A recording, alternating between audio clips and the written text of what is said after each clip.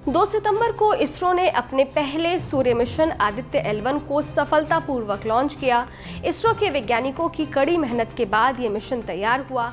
Aditya L1 को बनाने में इसरो के कई साइंटिस्ट लगे थे।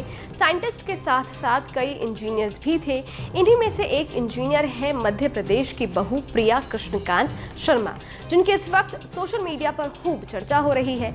रिपोर्ट्स के मुताबिक आदित्य L1 का सबसे अहम पार्ट को तैयार करने में इंजीनियर प्रिया शर्मा का बड़ा हाथ है। इंजीनियर प्रिया शर्मा ने आदित्य L1 का हार्ट कहे जाने वाले payload visible emission line coronagraph यानी कि VELC पेलोड को बनाने में अहम भूमिका निभाई है।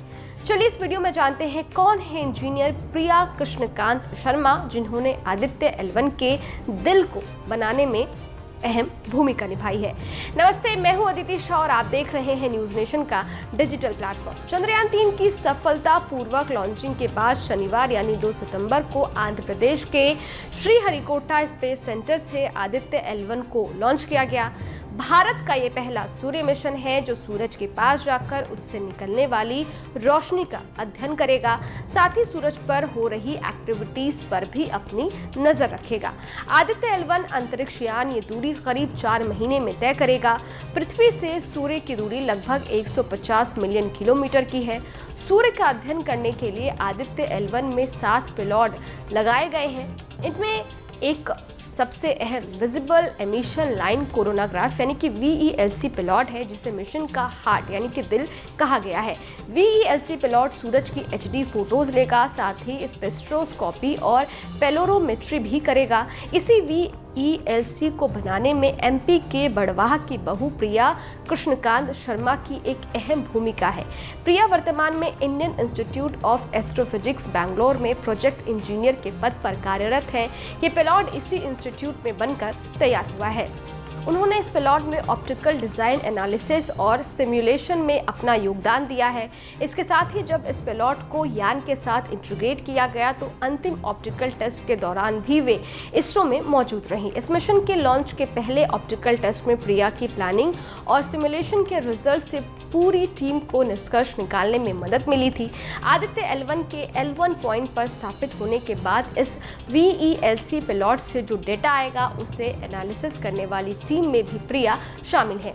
प्रिया ने खरगोन के मंडलेश्वर के एक प्राइवेट कॉलेज से इलेक्ट्रॉनिक्स एंड कम्युनिकेशन में इंजीनियरिंग की थी। इसके बाद उन्होंने SGSITS इंदौर में ऑप्टो इलेक्ट्रॉनिक्स में M.Tech किया है।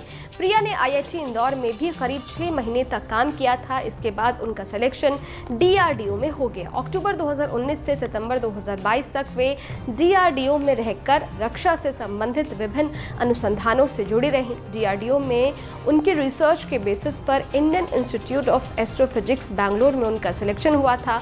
यहीं पर प्रिया पेलोड की फाइनल टेस्टिंग के दौरान टीम का हिस्सा बनी रही। प्रिया शर्मा का मायका खरगोन जिले के महेश्वर में है। प्रिया के पिता श्याम गांव शिंदे और मां गायत्री गांव शिंदे दोनों टीचर हैं। उनके भाई गौरव कर्मचारी है। प्रिया बैंगलोर में अपने पति कृष्णकांत शर्मा के साथ रह रही हैं। कृष्णकांत भी ऑटोमेशन इंजीनियर है और बैंगलोर में एक निजी कंपनी में काम करते हैं। इंजीनियर प्रिया शर्मा का कहना है कि वर्तमान में मैं प्रोजेक्ट इंजीनियर के रूप में इंडियन इंस्टीट्यूट ऑफ एस्ट्रोफिजिक्स में VLC प्रोजेक्ट में काम कर रही हूं। जैसे ही Aditya L1 satellite L1 point पर पहुंच जाएगा, 24 घंटे 7 दिन डेटा आना शुरू होगा। उस डेटा का हम लोग एनालिसिस करेंगे। इसके लिए एक टीम बनाई गई है, उस टीम का मैं हिस्सा हूँ।